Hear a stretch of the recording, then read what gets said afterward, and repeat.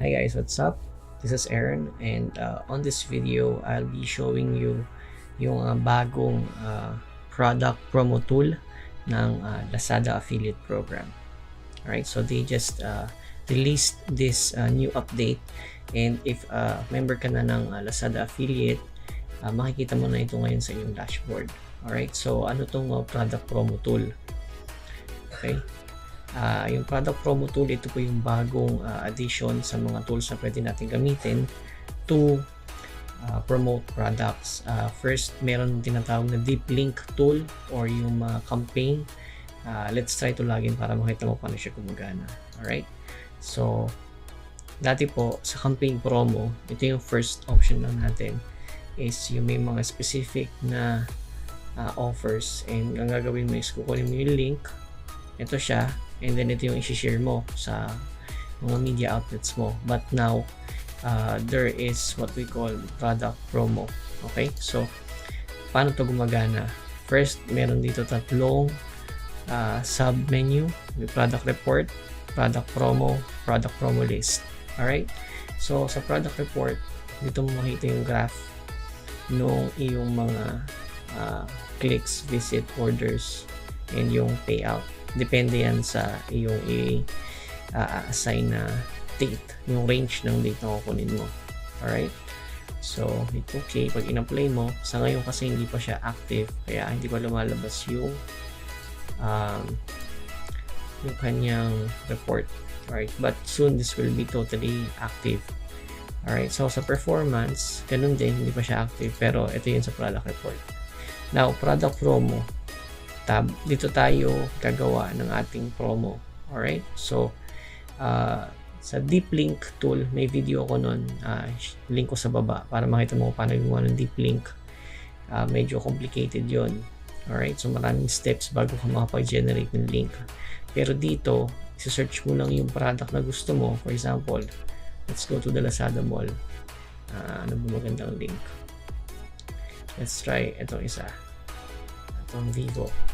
Okay, so yung product natin here is Vivo V15 Blossom Pink. So ang gagawin mo lang, copy mo lang yung name yung gusto mong i-promote. Ayun, so official store, hindi natin alam kung alin dito yan, pero ayan niya, official store. So ito siya.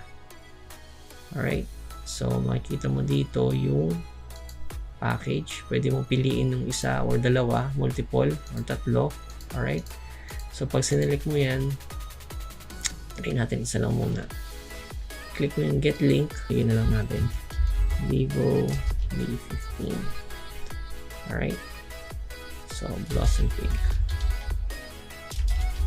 kasi yun yung kulay niya. So submit mo lang yan,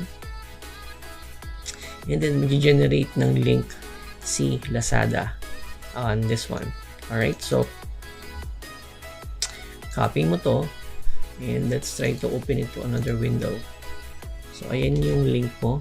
Alright, so ayan ang itsura niya, and from here, when you enter it, ito na yung main link mo. At kung bumili man dito si client or kung sino man yung nag-click, then you'll get a rebate, alright, or you get the commission.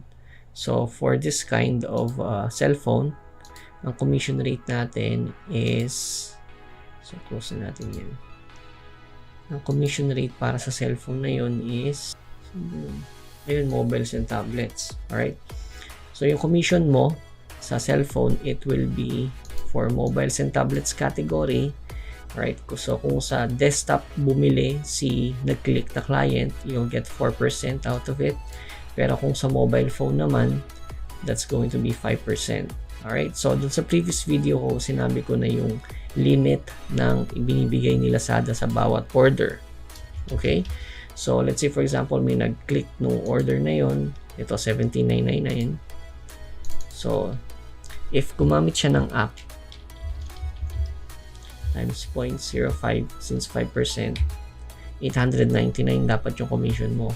So ang makukuha mo lang dito is 500 pesos, yun lang maximum nun. Alright, so kung 4% naman times 04, you'll get 719, 500 lang din ang makukuha mo dyan. Ma-max out mo kasi yung commission cap for every order. Okay, so yun po. So basically, if any product na lalagpas ng 10,000 pesos, 500 lang yung makukuha mo commission from that order. Alright, so yun po yung sa commission. Now, going back to the product promo, nakuha na natin yung link natin. If gusto mo matrace dito, ito yung product promo list mo. So ito siya. Kung nawala mo yung link, ito siya. Ito makukuha sa product promo list. Okay? So, ngayon mas madali na natin makukuha yung mga links ng ating products, and they are all going to be an easy promotion, or madali na. Okay? Pero ang ginagawa ko kasi para medyo mas maiksi yung link, kasi pag tinignan mo dito, mahaba pa rin siya yung pinis natin na link. So, mahaba pa rin yan. Yung ginagawa ko po, I am shortening it further using bit.ly. Okay? So, sa bit.ly, kinakopy ko lang yung link. So, let's say, create tayong link dito. Ayan siya, yung Vivo V15. Alright, so lagyan natin Vivo V15. And then, dito lagyan natin yung Vivo V15. Alright, so Vivo. Yan. Ito yung sa tagging, para madali mo rin ma-search if ever gusto mo tingnan yung statistics ng iyong mga links. Alright, so save lang natin yan. Oops, taken na daw. Pink. Lagyan natin, since pink yan. Yon. Okay, so pumasok yung link. Now, mas maiksi na yung masishare mo na link. Instead na yung ganito kahaba, alright, magiging ganyan na lang. So, same thing. It will redirect them to your affiliate link. Alright? So, yun na po yung isang tip na ginagawa ko sa aking mga links para pag share mo siya online, madaling matandaan, and also hindi siya kaduda-duda. Alright? Kasi yung iba pag nakita nila mahaba yung link, baka sabihin nila spam or something. Okay? So, yun lang po ang aking may share sa inyo about sa product promo tool ng Lazada Affiliate. For more updates, subscribe kayo sa channel natin if you like, and see you on the next video. Thanks for watching. Bye now.